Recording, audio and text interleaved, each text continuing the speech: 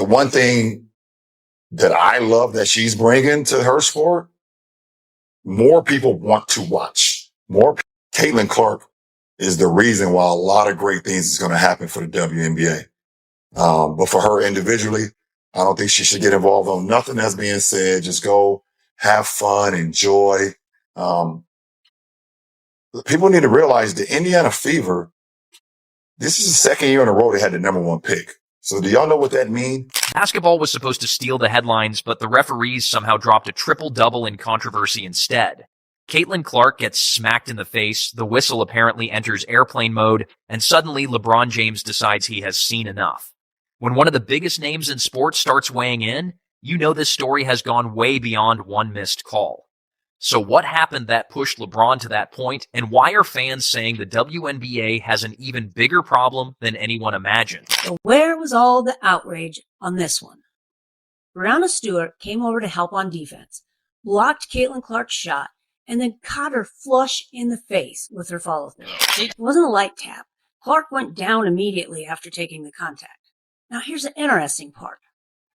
If this exact play had happened the other way around, if Caitlin Clark had hit Breanna Stewart in the face after a block, it probably would have dominated social media for days. Instead, this one has barely been talked about. To be clear, basketball is physical. Plays like this happen. It looked like Stewart was making a legitimate play on the ball.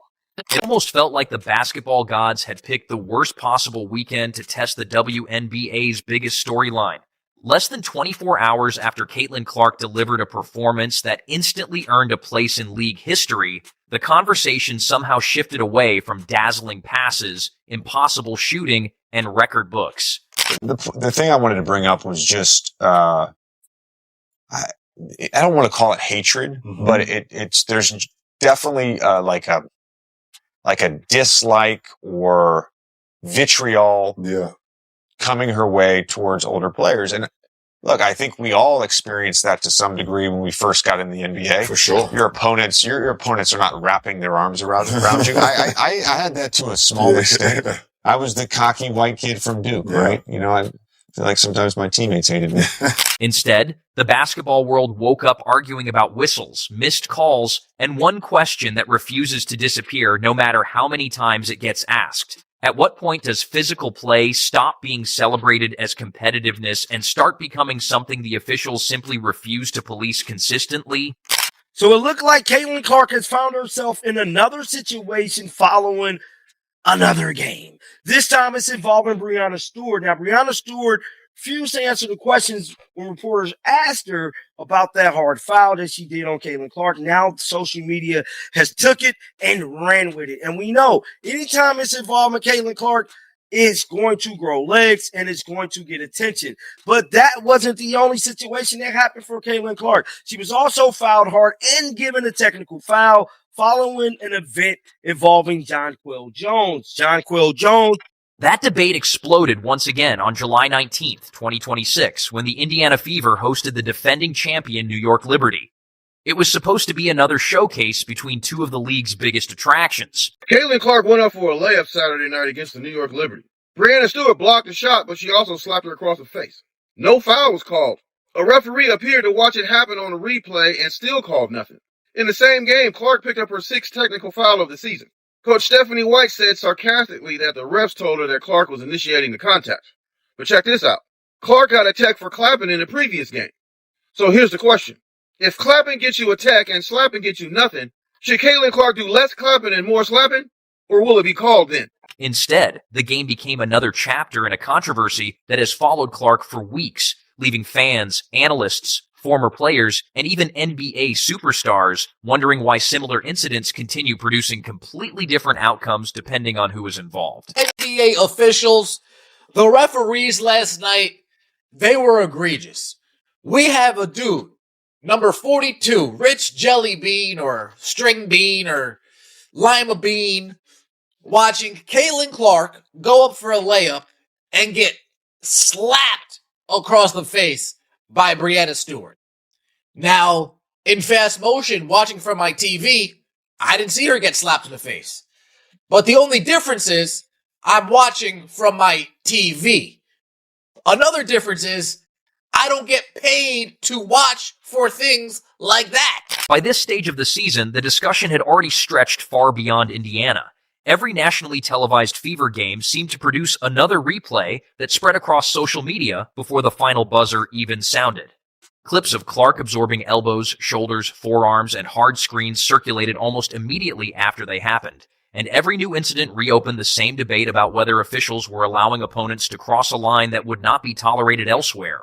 Supporters argued that she was receiving a level of physical attention unlike anyone else in the league, while critics dismissed those concerns by insisting that every superstar eventually has to earn respect through contact. That argument is hardly new in basketball. The NBA has spent decades telling stories about legends surviving bruising defenses before reaching the top of the mountain. Michael Jordan battled the infamous Jordan rules. LeBron James entered the league carrying impossible expectations, while defenders tested him every single night. Several respected basketball voices have leaned into that explanation regarding Clark.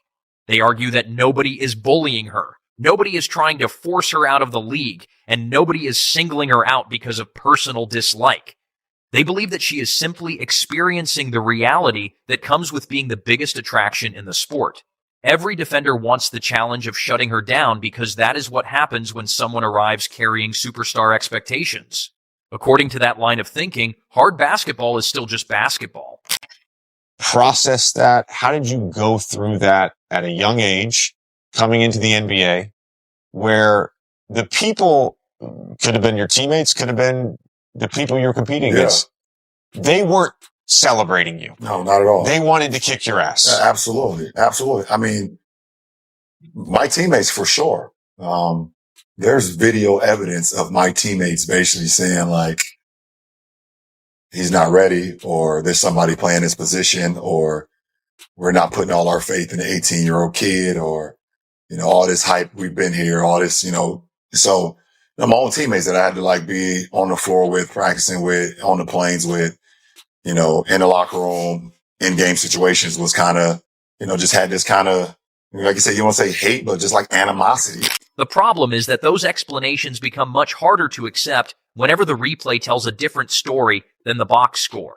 Against New York, one sequence quickly became the center of attention. During an offensive possession near the basket, Breanna Stewart challenged Clark's shot with her arm extended. On the live broadcast, it happened quickly enough that some viewers barely noticed anything unusual. However, once slow-motion angles began circulating online, the contact became much easier to see. Stewart's hand clearly made contact with the side of Clark's face during the contest, sending Clark to the floor while she immediately looked toward the nearest official, expecting a whistle. Nothing came. No personal foul. No flagrant review. No lengthy discussion among the referees. The frustration was amplified because this was not viewed as an isolated mistake. Instead, many saw it as another example in a growing collection of controversial moments involving Clark that seemed to end with remarkably similar outcomes. The timing only made everything feel even stranger. Just one day earlier, Clark had reminded the basketball world why so many people believe she represents the future of women's basketball. The basketball play, but she still should have received some type of flagrant foul because it was a hit to the face. But let's that play involving Breanna Stewart. And we know when it comes to Stewie, man, she's one of the leaders in the damn little WNBA stuff. They pretty much let her do what she do. But all that being said, this is Stewie at the podium yesterday talking to reporters. Let's roll it. Here, a game like this for you. That's for me. Yeah. We know we're in it right now. We got to find a way out of it. We got to find a way to play 40 minutes. Against New York's rival, she produced one of the greatest individual performances the league has ever witnessed, finishing with an astonishing 45 points and 10 assists. It was the first 45-point, 10-assist game in WNBA history, combining elite scoring with extraordinary playmaking in a performance that instantly became one of the defining highlights of the season. The achievement drew admiration from across the sports world almost immediately, but one reaction stood out above the rest. LeBron James wasted no time acknowledging what he had just watched. That hardly surprised anyone who has followed their relationship over the past several years. LeBron has consistently supported Clark throughout her rise from college sensation to professional superstar. Whenever she has reached another milestone, his social media accounts have rarely remained quiet for long. That shared experience has created an unusual connection between two athletes separated by leagues, but united by expectations that extend far beyond basketball itself. Clark has even revealed that when injuries interrupted parts of her career, LeBron personally reached out to ask whether there was anyone he could connect her with or anything he could do to help her recovery. The referee's job is while players are going up to the rim, going up for layups, is to look at all forms of contact, all forms of possible contact. Breanna Stewart goes to block Caitlin Clark's shot, and what does the referee do? Stands there, watches Caitlin Clark get whacked in the head, and does absolutely nothing about it. Now, you can't convince me he didn't see it. You can't convince me that this official did not see it. Those kinds of conversations rarely become public unless athletes choose to share them, making his support feel less like occasional social media praise and more like genuine mentorship from someone who understands exactly how overwhelming constant attention can become. Because of that history, fans naturally wondered what LeBron must have been thinking as he watched the very player he had congratulated less than 24 hours earlier absorb another controversial hit without any consequence. Whether people love her, criticize her, or simply tune in out of curiosity, there is little disagreement that she has become the biggest attraction in women's professional basketball. Some veterans have admitted that this unprecedented attention has also created strange reactions from people both inside and outside the sport. They argue that Clark deserves credit for helping elevate the league, while simultaneously recognizing that conversations surrounding race, privilege, popularity, and media exposure have complicated public perception. Those issues continue to shape debates about her every move, even when the discussion should simply focus on basketball. Several former players have expressed hope that Clark succeeds, not because success belongs to one individual, but because her growth creates opportunities for everyone connected to the league.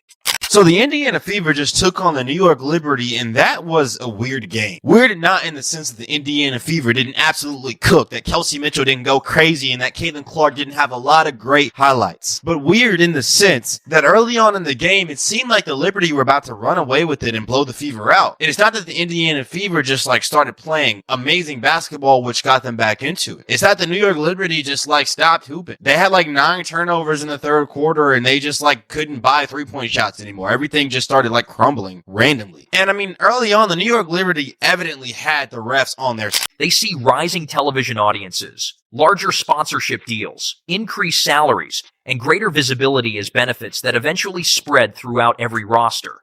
From that perspective, trying to undermine the league's biggest draw ultimately hurts everyone sharing in its future. Unfortunately, that broader conversation disappeared once the game actually began. Barely 90 seconds had elapsed before another controversial moment unfolded. Clark attempted to navigate a screen and collided with Liberty center Jonquel Jones. The screen itself was ruled legal, but the impact was significant enough that Clark immediately reacted after taking contact to her leg. Rather than focusing on the collision itself, officials assessed Clark with a technical foul for her response. That technique carried far greater consequences than one possession. It became her 6th technical foul of the season, resulting in a $1,000 fine while moving her only 2 technicals away from an automatic suspension. Clearly aware of how expensive public criticism of officials can become, when reporters asked whether referees had explained the early no call involving Clark's leg, White revealed that the explanation was simple. Officials believed Clark had initiated the contact. The response drew visible frustration because, from Indiana's perspective, the explanation failed to address what actually happened. But sitting here and diminishing what they just did and diminishing their accomplishment and diminishing her accomplishment, she had the first triple-double as a rookie in WNBA history. Yes, Sabrina Ionescu has 4 triple-doubles in her career. Clark will probably have at least 1 more triple-double before this season is over. So now she's at another record that no one else has. You talk about hating people, you talk about sideways compliments. This is just another example of the sideways commentary that comes from other teams. Not to mention, White stopped herself from saying more, joking that she was trying not to get fined before repeating the phrase that has practically become the Fever's unofficial slogan whenever officiating enters the conversation. They were simply asking for consistency. That single word would end up following the entire game long after the final buzzer sounded, because consistency, not physicality, had become the real issue dominating basketball conversations across the country. Consistency has become the most valuable currency in professional sports because players can adjust to almost any standard as long as they know where the line is. Coaches build game plans around officiating tendencies, defenders learn how much contact they can get away with, and stars understand when they are likely to earn trips to the free throw line. The real disagreement centered on whether identical situations were producing completely different rulings depending on who happened to be involved. That growing frustration was echoed by prominent voices across the sports world, many of whom argued that leagues have a responsibility to protect their biggest attractions without giving them special treatment. There is an important distinction between favoritism and basic player safety, and history offers plenty of examples. When Michael Jordan became the NBA's defining superstar, the league gradually adjusted to curb some of the excessive physical punishment that had become commonplace. They were pissing Caitlin Clark off. And I think she was also just a little bit frustrated with how they were guarding her defensively. They did a great job on Caitlin Clark in that first half, and she is going to get freed up later on in the game. But they were forcing Caitlin Clark to have to shoot these 30-footers and beyond because they were sending doubles to her and triples to her every single time she touched the basketball. But the Indiana Fever just kept fighting. They didn't give up, and I love that. The connection between Caitlin Clark and Kelsey Mitchell in this game was there. Kelsey Mitchell had 33 points in 29 minutes. She only missed 4 shots, 10 of 14 from the field. Just an exceptional game, but a lot of those... As quarterbacks transformed the NFL into a passing league, new rules were introduced to reduce dangerous hits and extend the careers of franchise players. Those decisions were not made because those athletes were above everyone else. They were made because leagues understood that their brightest stars were also their greatest ambassadors. That comparison naturally brought LeBron James back into the conversation. During Fanatics Fest, just days before this Fever Liberty showdown, LeBron laughed while recalling one of the most memorable altercations of his own career. In 2021, an accidental elbow while battling for a rebound struck Isaiah Stewart in the face, leaving Stewart bloodied and furious. Behind the humor, however, sat an important reminder. The NBA acted immediately after that incident. LeBron received a 1-game suspension despite insisting the contact had been accidental, while Stewart was suspended for aggressively pursuing him afterward. Whether fans agreed with those punishments or not, the league made one thing unmistakably clear. Contact involving a player's face would be reviewed, examined, and addressed. Accountability was built into the process, and consequences followed the actions in the court. The face, the only face, the real face of women's basketball, period. She did it again. Caitlin Clark shattering records, creating new viewership records for USA Sports. She did it again. Y'all keep running around trying to pretend like this person's the face of the league, that person's the face of the league because they've been here for 9 years or they won a champ. That does not make you the face. That is why so many fans found themselves comparing those two situations. They watched LeBron face disciplinary action for an accidental play several years earlier, then watched replay after replay of Clark absorbing contact from Breanna Stewart without even prompting a review. To many observers, the contrast was impossible to ignore. Social media quickly filled with side-by-side clips, passionate debates, and countless posts questioning how two professional basketball leagues could appear so different when handling similar moments involving physical contact. That enormous spotlight magnifies every officiating decision, making missed calls feel less like isolated mistakes and more like defining moments that shape the league's public image. Instead, she allowed the final score to speak louder than any post-game soundbite. Yet the win could not erase the larger issue lingering over the season. The technical foul remained on her record, the fine remained in place, and she now stood only 2 technicals away from an automatic suspension. For many fans, that reality perfectly captured why this story refused to disappear. The scoreboard could celebrate another Indiana victory, but it could not answer the growing chorus of voices asking whether the league was applying the same standards to everyone sharing the